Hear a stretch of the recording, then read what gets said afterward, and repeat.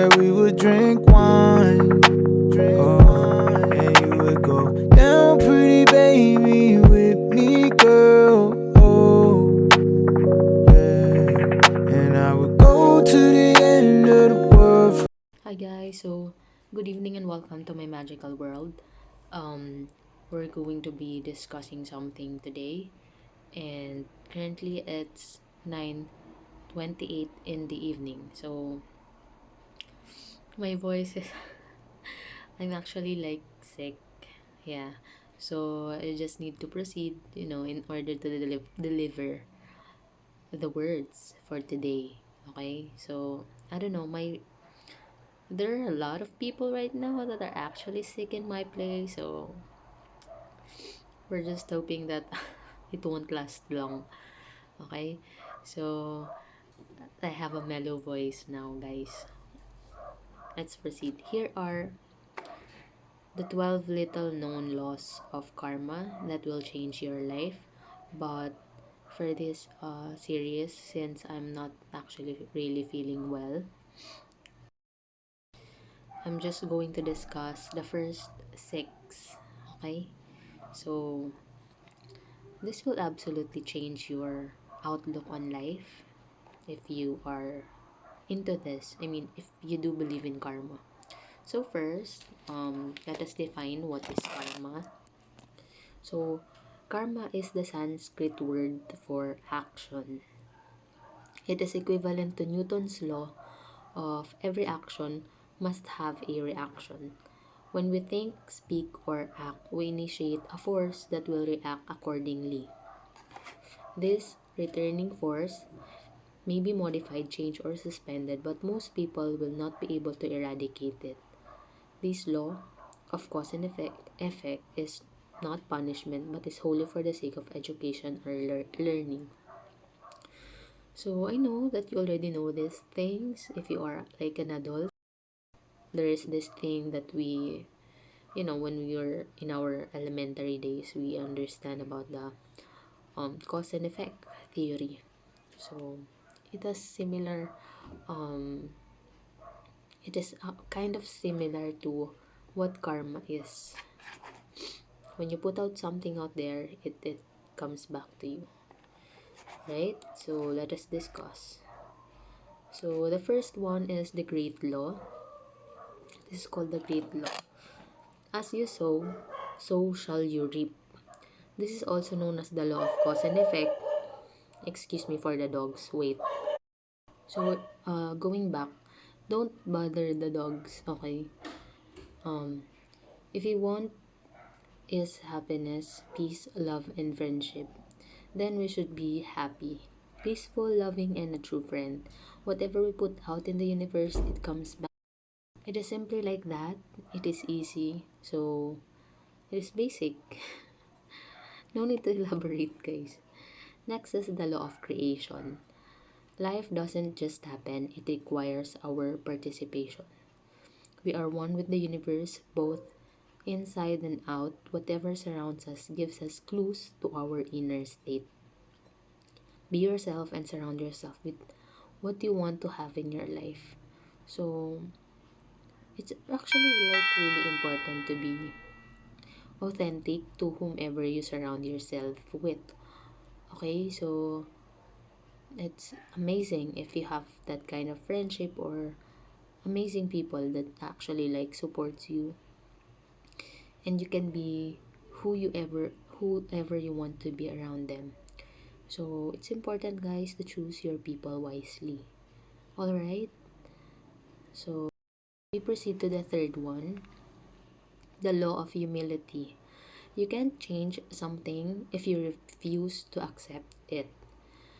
If what we see is an enemy or someone with a character trait that we find to be negative, then we ourselves are not focused on a higher level of existence. So, I don't know how to explain it, guys. Law of humility. Just understand it, okay? I know you guys are smart. Okay. Also, because I'm sick, that's why my brain is kind of like foggy. We proceed to the fourth, the law of growth. Where- Wherever you go, there you are. For us to grow in spirit, it is we who must change and not the people, places, or things around us. So, the only given we have in our lives is ourselves. And that is the only factor we have control over. So, when we change who and what we are within our hearts, our lives follow suit and change too. So, it has something to do with how we feel inside us. Okay?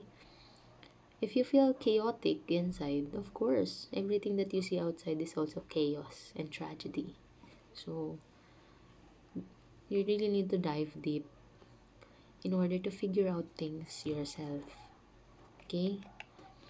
Next is the law of responsibility. Whenever there is something wrong in my life, there is something wrong in me. We mirror what surrounds us, and what surrounds us mirror us. This is a universal truth. We must take responsibility for what we must take responsibility for what is in our life. So, I just want to tell you guys that if you think someone have wronged you in ways I will never understand, know that that certain person will have that kind of um wake up call also, and you don't need to like revenge or do something about it. The universe takes care of everything, or God. Okay, God takes care of everything. So it is important for you also to learn how about being accountable with every action you make. If you think you did wrong, it's okay. It's not yet the end of the world. But you yourself must know how to change it, how to act accordingly next time, and as much as possible, do not repeat it again. Okay? It's already a mistake you've done before. It must happen only once. Right? So, next is the law of connection. Even if something we do seems inconsequential, it is very important that it gets done, as everything in the universe is connected. Each step leads to the next step, and so forth and so on. Someone must do the initial work to get the job done. Neither the first step nor the last are the greater significance, as they were both needed to accomplish the task. Past, present, and future are all connected. So,